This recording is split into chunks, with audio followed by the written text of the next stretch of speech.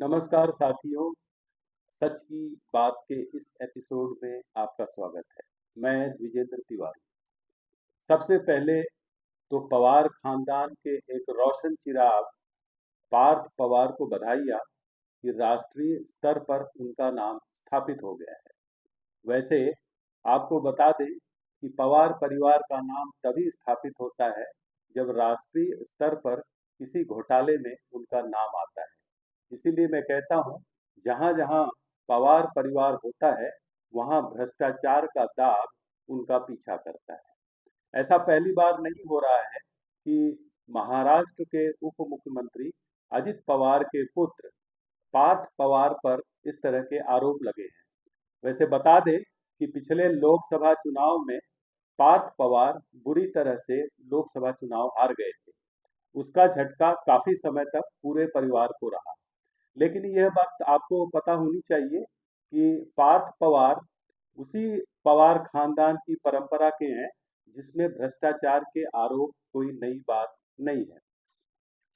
कल बिहार में एक जनसभा में राहुल गांधी ने भी पार्थ पवार के इस जमीन घोटाले की चर्चा की। बहुत सारे नेताओं ने पार्थ पवार को लेकर के आरोप लगाए हैं। महाराष्ट्र सरकार ने भी जांच के आदेश दिए हैं। ये सारी चीजें तो होती रहेंगी और यह मानकर चलिए कि पार्थ पवार आरोप झेलने के बाद बाहर निकल जाएंगे, ऐसा पवार परिवार का इतिहास रहा है। ऐसा पहली बार नहीं हो रहा है। इसके पहले भी शरद पवार पर, यानी उनके दादाजी पर, पार्थ पवार जो है वो शरद पवार के भाई के पौत्र हैं। तो इस तरह से शरद पवार दादाजी हुए। तो दादाजी का भी इतिहास ऐसा रहा है कि उन पर भ्रष्टाचार के काफी गंभीर आरोप लगते रहे हैं। बहुत सारे लोगों को याद होगा कि बीएमसी यानी मुंबई महानगर पालिका में एक गोविंद राघव खैरनार नाम के अधिकारी हुआ करते थे, जी आर खैनार। तो जी आर खैरनार ने तो सीधे सीधे 1993 1994 में तब के मुख्यमंत्री शरद पवार पर गंभीर आरोप लगाए थे। उन्होंने शरद पवार पर भ्रष्टाचार और माफिया सरगना दाऊद इब्राहिम के साथ संबंधों के गंभीर आरोप लगाए थे। उस समय पूरा राजनीतिक माहौल दहल गया था। महाराष्ट्र ही नहीं, दिल्ली में भी उस समय राजनीतिक माहौल एकदम गर्म हो गया था। तब गांधी परिवार राजनीति में नहीं था और पीवी नरसिम्हा राव उस समय प्रधानमंत्री थे। तो जाहिर सी बात है कि गांधी परिवार का इस उससे लेना देना नहीं है। लेकिन पीवी नरसिम्हा राव भी उस समय उनकी कोई मदद नहीं कर पाए। खैरनार की इस मुहिम का असर यह हुआ कि 1995 यानी 1995 में जब विधानसभा के चुनाव हुए तो कांग्रेस बुरी तरह से हार गई और पहली बार महाराष्ट्र में भाजपा शिवसेना की सरकार स्थापित हुई। तो आप कह सकते हैं कि भ्रष्टाचार के गंभीर आरोप पवार परिवार पर नई बात नहीं है। उन पर उसके बाद भी और उसके पहले भी तमाम तरह के आरोप लगाते लगते रहे हैं। जैसे लवासा का जो मामला है और ये जो डीवी रियल्टी का मामला है और पुणे आईपीएल फ्रेंचाइजी का मामला है, इस तरह के बहुत सारे आरोप हैं वो शरद पवार पर लगते रहे हैं। और ऐसा किसी एक दल ने नहीं बल्कि सभी दलों ने उन पर आरोप लगाए। पिछले साल जुलाई में ही अमित शाह जो देश के गृह मंत्री हैं, उन्होंने तो सीधे सीधे आरोप लगाया था कि शरद पवार राजनीति में भ्रष्टाचार के सरगना है, यानी रिंग लीडर है। तो इतने गंभीर आरोप के बाद भी शरद पवार की राजनीति पिछले 50 साल से महाराष्ट्र की राजनीति को पूरी तरह से प्रभावित करती रही है। आप यह भी सोच सकते हैं कि कोई ऐसा व्यक्ति जिस पर भ्रष्टाचार के गंभीर आरोप लगते रहे हो, फिर भी वह 50 वर्ष तक कैसे सरवाइव हो जाता है, यह भी एक बहुत बड़े कमाल की बात है। चाहे प्रतिभा हाउसिंग सोसाइटी का मामला हो, चाहे लवासा का मामला हो, इतने तमाम आरोप झेलने के बाद भी शरद पवार बदस्तूर महाराष्ट्र की राजनीति को प्रभावित करते रहे हैं। तो अब जब शरद पवार इतने तगड़े राजनेता हैं तो जाहिर है कि उनकी पीढ़ियां भी उतनी ही तगड़ी होंगी। इसीलिए मैंने शुरू में ही कहा कि पार्थ पवार अब एक तरह से राजनीति में जाने पहचाने नाम हो गए हैं और इससे उनको राजनीतिक फायदा आगे मिल सकता है। पार्थ पवार की जमीन घोटाले मामले तो चलते रहेंगे, लेकिन इसके पहले उनके पिताजी यानी उप मुख्यमंत्री अजित पवार पर भी इसी तरह के गंभीर आरोप लगे थे। तब आज के उनके जो पार्टनर हैं मुख्यमंत्री देवेंद्र फडणवीस, उन्होंने भी कहा था कि अजित पवार जेल में चक्की पीसिंग पीसिंग पीसिंग, यानी ये शोले का जो डायलॉग है ये उन्होंने लगाया था। ये अलग बात है कि आगे चलकर वही अजित पवार उनकी सरकार में शामिल हो गए और उनके पार्टनर हो गए।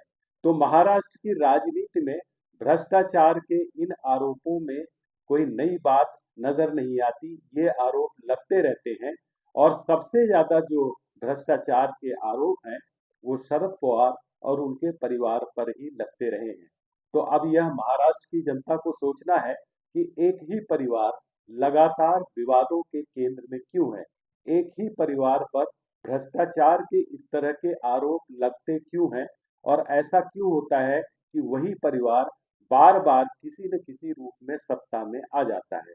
अगर आप देखें तो शरद पवार का परिवार पिछले 30-35 साल से लगातार कह सकते हैं 6 महीने या एक साल का कभी गैप रहा हो, तो शरद पवार उनके भतीजे यानी उनका पूरा परिवार किसी न किसी रूप में सरकार में शामिल रहा हो, चाहे बीजेपी के साथ, चाहे बीजेपी के बगैर, चाहे कांग्रेस के साथ, चाहे कांग्रेस के बगैर।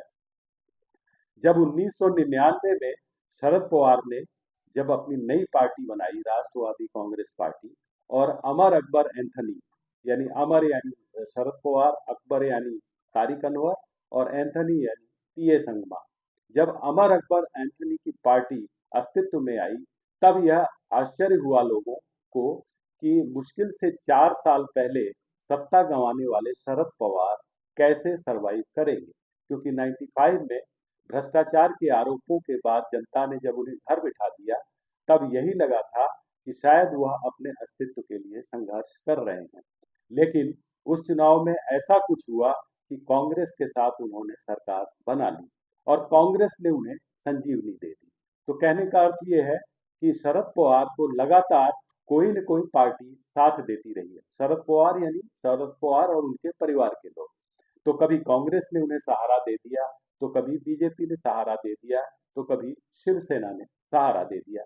तो इसी सहारे पर वह लगातार महाराष्ट्र की राजनीति को प्रभावित करते रहे हैं। कोई कितने भी आरोप लगा ले पवार परिवार पर, लेकिन पवार परिवार का असर कहते हैं कि महाराष्ट्र में खत्म होने वाला नहीं है। जैसा कि शिवसेना के सांसद संजय राउत भी कहते हैं कि पवार और ठाकरे एक ब्रांड है। तो पवार का जो ब्रांड है वो कितने भी भ्रष्टाचार के आरोप झेल झेल कर भी आज भी महाराष्ट्र की राजनीति में प्रासंगिक है।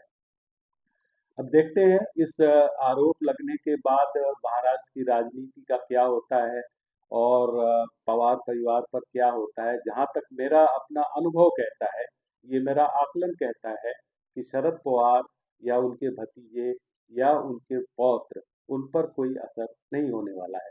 यह भी गौर करने वाली बात है कि आरोप लगने के बाद पवार परिवार के किसी भी सदस्य ने उन पर कोई भी टिप्पणी नहीं की है। दादा शरद पवार मौन है। बुआ यानी सुप्रिया सुले जी जो सांसद हैं, जो शरद पवार की बेटी हैं, तो बुआ जी ने भी पार्थ पवार के बारे में कुछ भी नहीं कहा है। यानी पवार परिवार इस तरह के मामलों में एकजुट रहता है। भले शरद पवार कांग्रेस के साथ हो और शिवसेना यूबीपी के साथ हो और अजित पवार बीजेपी के साथ हो, लेकिन ऐसे मामलों में शरद पवार हमेशा साथ रहता है। तो आप तय मानिए कि अपने पौत्र को शरद पवार जरूर इस मुसीबत से निकाल लेंगे। इस मामले में शरद पवार पूरी तरह से परिवार के साथ रहते हैं। तो आगे आने वाले दिनों में देखेंगे कि पार्थ पवार फिर से राजनीति में चमकने लगेंगे और भ्रष्टाचार के ये आरोप यूं ही हवा में उड़ जाएंगे। क्या करें, भारत की राजनीति का यही हश्र है। मिलते हैं अगले एपिसोड में। मेरे इस चैनल को जरूर लाइक करें, सब्सक्राइब करें, ताकि मैं आपके पास इसी तरह नई जानकारियां लेकर आता रहूं। बहुत बहुत धन्यवाद।